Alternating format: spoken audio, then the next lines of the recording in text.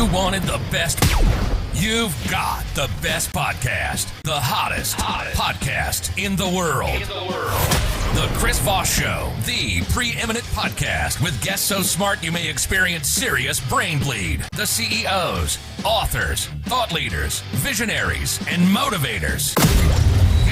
Get ready. Strap yourself in. Keep your hands, arms, and legs inside the vehicle at all times, because you're about to go on a monster education roller coaster with your brain.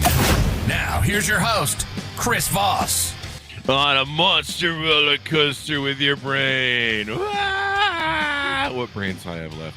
Welcome to the show, my family and friends. This is Chris Voss from the Chris Voss Show, and I'm your host. At least that's what it says here on the card. Welcome to the big show. We certainly appreciate you guys being here today. Thanks for coming by. We have an amazing gentleman on the show. He's a returning guest, and returning guests are always good because I'm not sure why they come back. It's like they've already been here, and they're like, what the fuck was that? Anyway, guys, we'll be talking with the amazing writer for his books and the Tom Clancy series, Jack Ryan Jr. novels that he puts out. We just had another Jack Ryan, Tom Clancy author on 2 days ago. So check out that show as well. Well, I think we've had them all on except for Tom Clancy himself, and reasons unbeknownst to us, but maybe he knows. But we'll talk to him about that. But in the meantime, as always, we need to plug the show. We need listeners. People are putting out. I mean, like Simon Schuster cut a deal with us. They're auto booking the show now with all their people. That's awesome. With Penguin Random House, and they are destroying what brain cells I had left. But we have the great authors on the show that improve my brain cells. So between the madness of 2 to 3 shows a day and everything else, somewhere I'll make it or my head will explode. But that's why you tune in. You're just like, when is he going to hit the wall? We want to see it the moment he hits the wall. So there's 2 to 3 shows a day, folks, going out. 1,400 shows on the Chris Voss Show, 14 years. We're going to double and triple in size again this year at the pace we're going. So if you're not listening to all those shows, I want to make you feel guilty. And if you aren't, also refer the show to your family, friends, and relatives. YouTube.com/Chris Voss, Goodreads.com/Chris Voss, LinkedIn.com/Chris Voss. We're trying to be cool on TikTok. Please, for love of God, follow us over there. We're old, and the kids don't like us. He is the amazing author of the Tom Clancy series and his own series we'll talk about as well. Don Bentley joins us on the show today. His book, Tom Clancy, Flashpoint, a Jack Ryan Jr. novel, just barely came out, hot off the presses, May 23rd, 23. See how that works? 23. Don Bentley is the New York Times best-selling author of Forgotten War, Tom Clancy, Flashpoint, and Vince Flynn's, I almost said Vince Neil, Motley Crue. It's a long day. Vince Flynn's Mitch Rapp series. And who knows, he may pick up that autobiography of Motley Crue. Don is a former FBI special agent. I had to make sure I wasn't on the 10 most wanted list this morning before he came on. He's a SWAT team member and Army Apache helicopter pilot. Welcome to the show, Don. How are you? You know, I'm doing fantastic. I figured for certain that you would be once bitten and twice shy. So the fact that I am back here again just proves that someone else canceled in this slot and you reached out to me. But I'll take it. I will take it, Chris. There you go. Is once bitten, twice shy a Poison reference? Great White, my friend.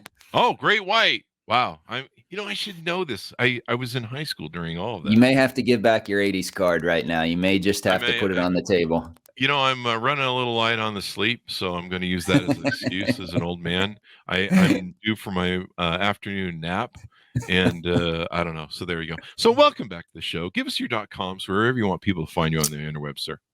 Yeah, absolutely. So the easiest place to keep track of everything I'm working on is just my website. It is donbentley.books.com. So just BENTLEY.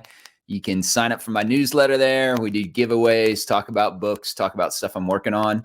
If you are a social media kind of guy or girl, you can find me on Twitter, Facebook, or Instagram, conveniently all with the same handle, which is at Bentley Don B. So BENTLEY. And that's it. There you go. And how many books do you have so we can get a plug in? People can go just hit the order them all button on Amazon. All of them. I have all of the books on Amazon. I'm actually Flashpoint is my 7th book and my 3rd book in the Clancy series. My 4th book in my series was Forgotten War that I just was on to talk to you about a couple weeks ago. And then I have my 8th book, which is called Weapons Grade, that comes out in September, which is also a Clancy book.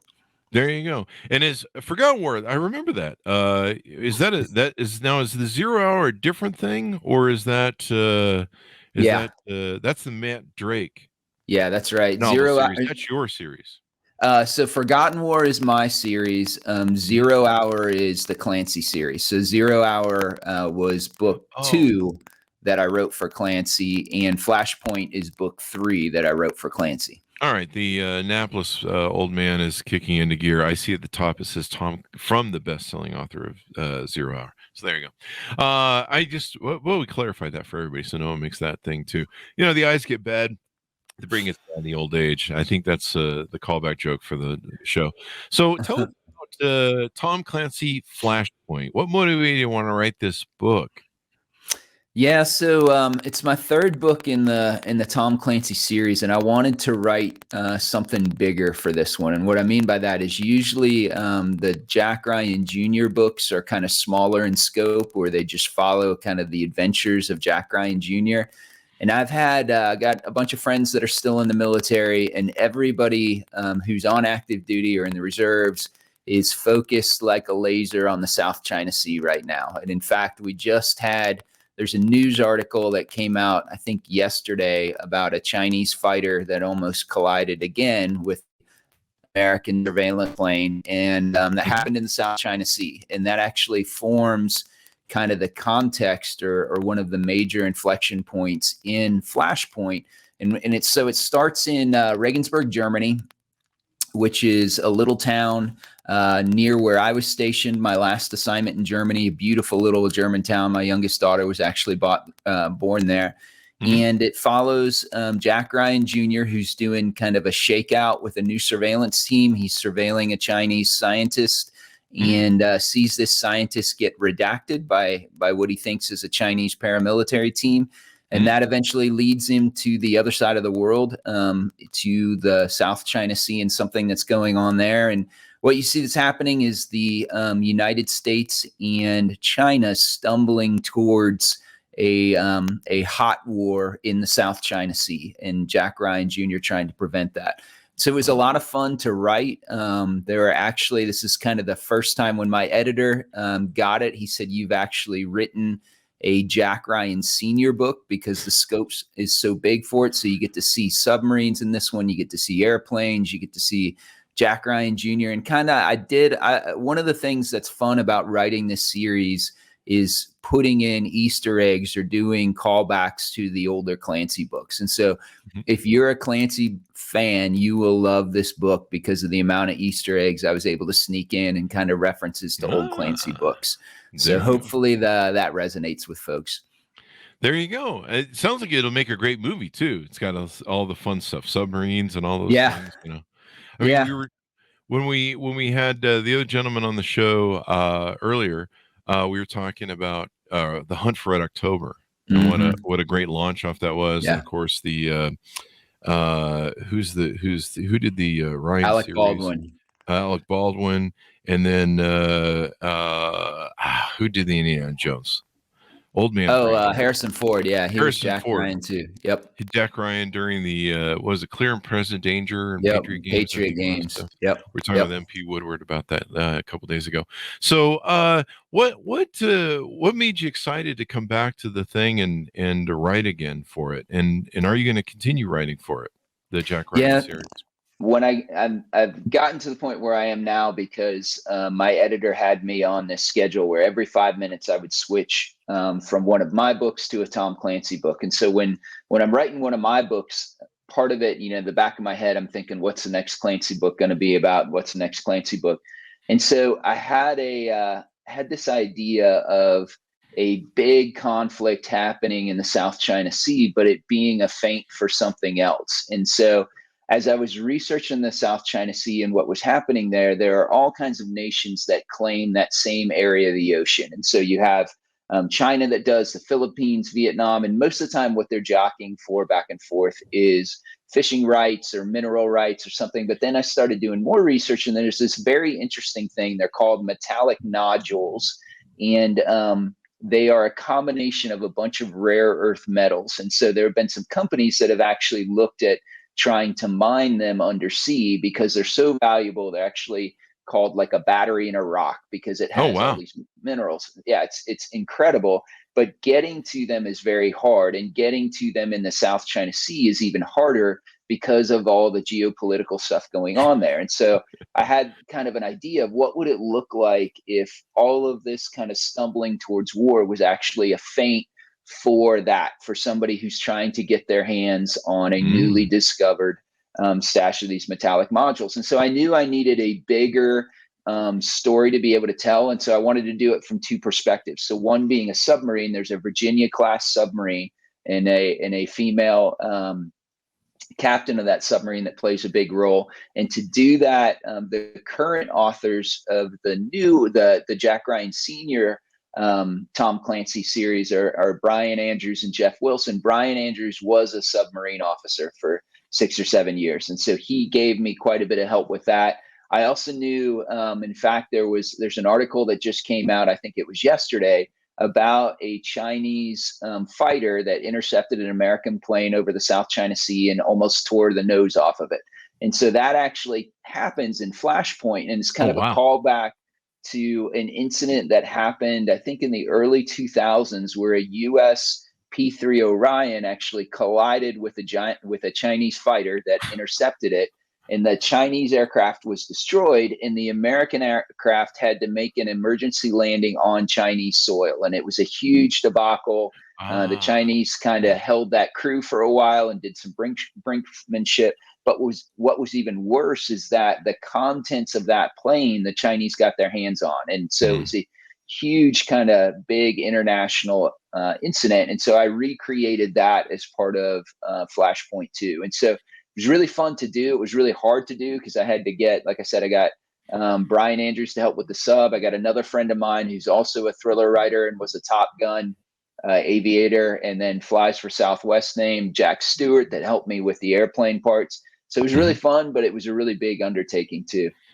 That's crazy. Yeah, the stuff that's going on in the South China Sea, the sable ratting over Taiwan, and the whole lay to claim.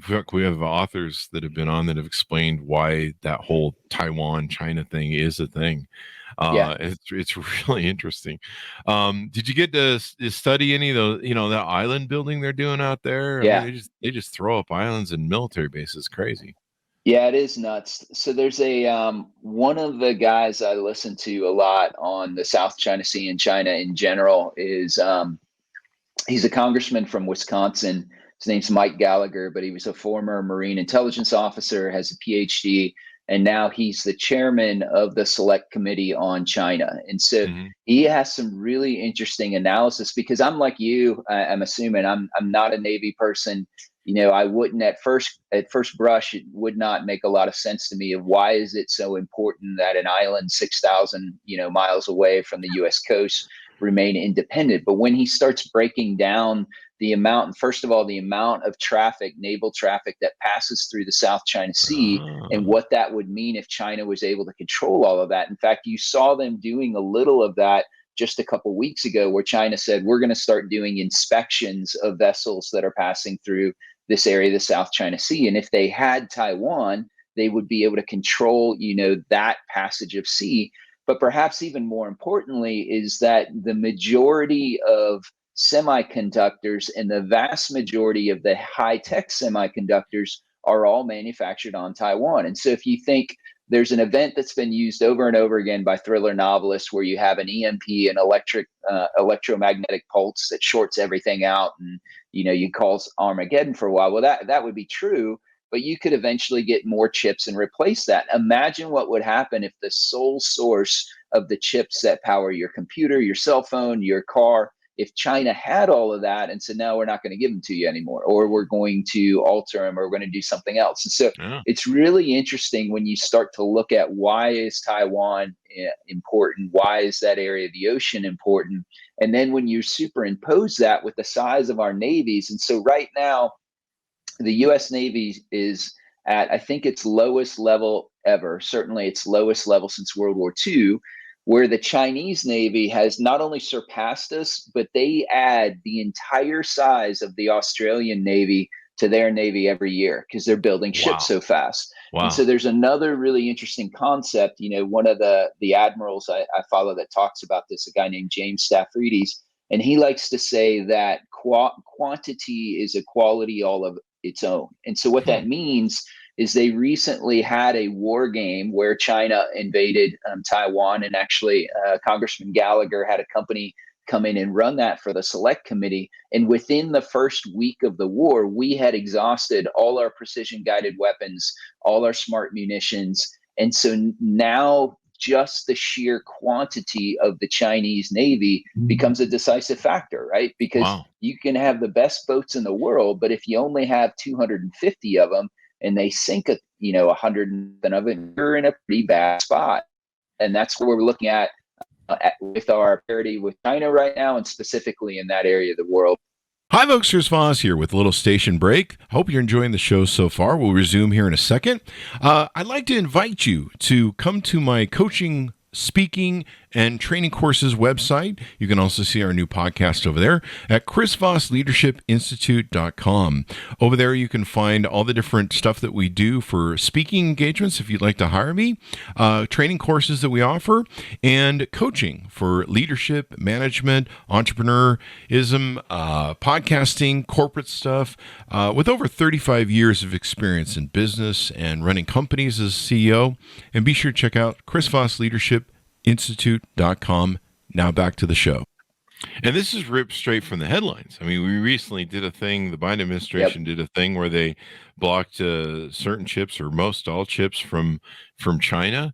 And then, I think after COVID and the chip shortages and supply chain issues, there's big, I think there was a bill they actually signed with the Biden administration to help fund companies to build chips here. And there's a big push to have them built here, because they realize that, even the Russia war with the Ukraine, one of the things we did was cut off the chips, and they're having trouble replacing their tanks and building tanks and other things they need to run their war. We're finding these stupid little chips, or, it's a whole new war for the chips. So this is ripped straight from the headlines. Yeah, absolutely. And Ukraine plays more heavily in this than what we would think, for a couple different reasons. So the first being, Ukraine shows a great example of what could happen in Taiwan if we don't fully arm the Taiwanese people in order to give them a deterrent against China, right? So we've been providing Ukraine with weapons since the invasion. We can argue back and forth about whether we're providing them quickly enough, but you can certainly make the case that if we had turned Ukraine into a porcupine earlier, maybe Russia would have second guessed that invasion and done it. And certainly you can make that case with Taiwan. And so that's the first thing. The second thing is that as we're providing these weapons to the Ukraine, things like Javelin missiles are highly technical, take a lot of the chips and stuff that you're talking about to make, but they also can take up to a year and a half to produce, right? And so if you go back to quantity beating quality, we could expend all of our smart munition stores and then be looking at a year and a half, or 2 years wait to replenish those stores in a war, if we even had access to the chips to do that. And so I think there are a lot of very dire conclusions that you can draw from Ukraine that can be readily applied to a potential conflict in the South China Sea over Taiwan. Yeah. I mean, there's a lot of people that saber rattle over that. So pulled straight from the headlines, goes through all the things. Any more tease outs on the book you want to throw out? It's I think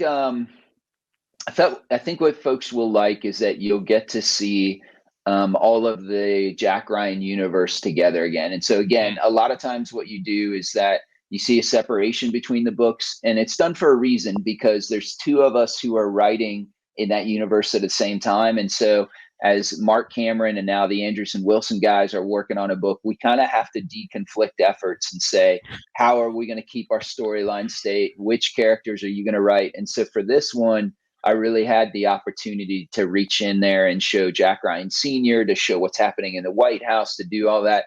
So I think folks who love the Clancy books are really going to love this book. There you go. There you go. How do you keep it fresh in constantly coming back to the series when you write it?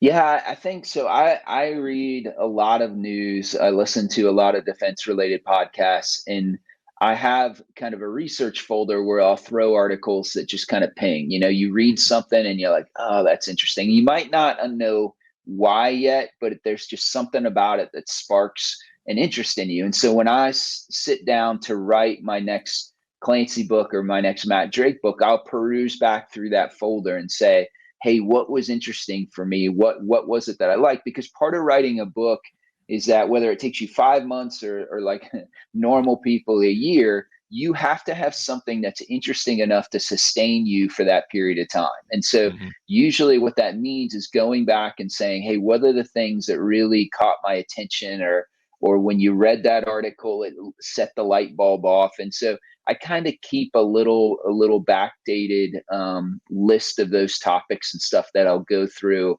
And also, I think you also pay attention to what's happening in the world, right? Like, what are people, as a thriller writer, especially in this genre, you don't want to try and beat headlines, because you'll the headlines will always win, or things will go a different direction. But I think you certainly want to look at the world and see, what are people concerned about right now? What are, and certainly in this example, the South China Sea, there's a reason why we now have a select committee on China, right? Because the American population, especially since COVID, has kind of woken up to the threat of what the Chinese Communist Party represents. And so as a writer, what you always want to do is tap into, what is your audience thinking about? What's keeping them up at night? What are they consuming? And so you don't want to mirror current events or anything, but you also want to know what your customers care about. And perhaps you want to structure your books around that as well. And plus, real events or real kind of scenarios kind of help build into the story and make it real. Are you going to write maybe in the future about the India Pakistan war? Oh wait, my card says here that's next year. Never mind. And now it's blown. Everybody knows what the next year book is going to be like. Damn it. I wasn't supposed to let that secret out, but it's my crystal ball evidently or something. I don't know what the fuck. You never know anymore with the way the world's been going since the start of COVID. You're just like, what the hell is next? I mean, for a while there, it was kind of like every day there was like a new bottom. There was like there was elephants mating with the giraffes and stuff. It was just getting out of control there, but it seems to calm down. That's an OnlyFans channel, by the way. I'm just kidding. So Don, what's the future hold for you? Do you go back to your book series, with the Matt Drake novels? Yeah. So, like I said, in September, the fourth book, my fourth book in the Tom Clancy series comes out, Weapons Grade. And, I'm finishing up edits for that now, and I'm also starting work on my first Vince Flynn Mitch Rapp book. So really excited about that. That will be kind of consuming me for the foreseeable future. That my first entry in the Vince Flynn Mitch Rapp series will come out in September 2024. What I plan on doing is probably in December or something, is coming back and saying, okay, now I've got a period of time where I'll hopefully have the Mitch Rapp book where I want it to be, to then say, do I want to go back and look at another Matt Drake book? Do I want to look at a standalone? Do I want to potentially look at another Tom Clancy book? And so I'm very lucky from the standpoint that I've got more potential fires in the iron, or irons in the fire, maybe fires in the iron, who can tell, than I can work on right now. And so right now I know it's Mitch Rapp next. After that, I'm not sure. There you go. Well, it'll be exciting to see whatever you put forth and keeping us on the edge of our seats and the tension, the thrillers. Any chance at any stuff you've worked on so far hitting Hollywood, going into there's a big Hollywood strike right now. So, but after that, Strangely enough, they haven't called. They have not said, darn hey, it. while everybody's on strike, why don't you come on in? No, and I think you and I talked about this before. One of my friends, Taylor Moore, got his first book, and it's a fantastic book. It's called Downrange, optioned. And when he got it optioned, which means that, a production company or a producer, somebody has said, hey, I'm going to pay you this amount of money so that I can reserve this book to potentially make a movie out of it. And it's for a period of time. They option it for whatever it is, a year and a half or 2 years or something. He told me his film agent sat him down because he was very, very excited, and he thought, he could already see himself going to the film premiere. And his film agent said, listen, this is good, but what you have to understand is you have a greater shot of going to Mars than you do seeing this book become a movie. So that's kind of where I'm at now. I'm aiming for the Mars shot. There you go. There's a lot of that goes on. When they option a book, they're technically locking down it from, keeping anybody else from getting a hold of it. We were talking a little bit about that with MP Woodward, that we need to get a return of Hunt for Red October movies. Yeah. I ever since, I quit going to movies years ago, and and over COVID, I really missed them. I was able to go see The Godfather 50th anniversary. I went and recently saw the Big Lebowski 20th remake. I really appreciate seeing stuff in the big screen again, like never before. And I find myself constantly searching for good movies to go to. Yeah. And a lot of these movies, they're great for women. There's a lot of emotional relationship movies and stuff, and that's fine. But we need some like Hunt for Red October, Jack Ryan, guys doing shit. The James Bond movie. Everyone was jonesing over that because they put it off because of COVID. Yeah. And then they finally come out, and then they kill. Well, I probably shouldn't ruin this for people, but I think most people know. We talked about it on the Woodward show too. They kill the guy off, and you're like, well, that sucks. And so we need some more Jack Ryan movies, eh? I guess that's what I'm trying to say here. Yeah, I think people were hoping that the success of Top Gun Maverick might blow that back open again, because of what I've heard from the people who work in the business is that Marvel changed everything. And so, when you can make, $1 billion or whatever crazy it is off of superhero movies and special effects, it's hard. There's not a whole lot of oxygen left for anybody else to compete in that. But it's interesting when you see that now, though.